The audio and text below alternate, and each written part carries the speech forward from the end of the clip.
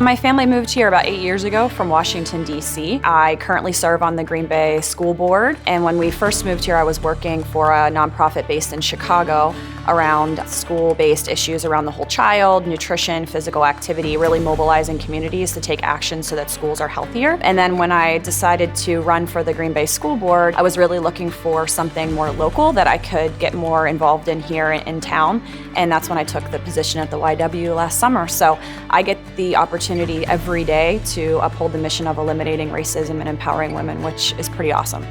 One of the things that has been really exciting at the YW is the crossover to some of my community organizing work, but also work at the school district level. So it was an idea that I had for a couple years, was to start a cohort of teachers that centered race and oppression within the teaching field.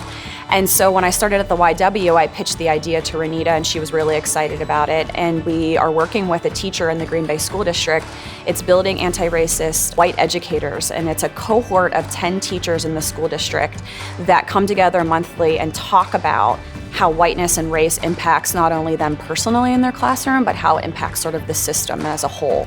The plan is for next year is to invite a second cohort of teachers in. So the first cohort will invite the second cohort. They'll mentor and sort of provide social support. We want it to be a grassroots movement where teachers feel supported not from the top down, but really from the bottom up. I never thought of myself as someone who would be involved in politics, but what I've noticed within this community is that when I started to sort of pay attention, I felt like there were certain perspectives and voices that weren't at the table, that sort of needed to be there.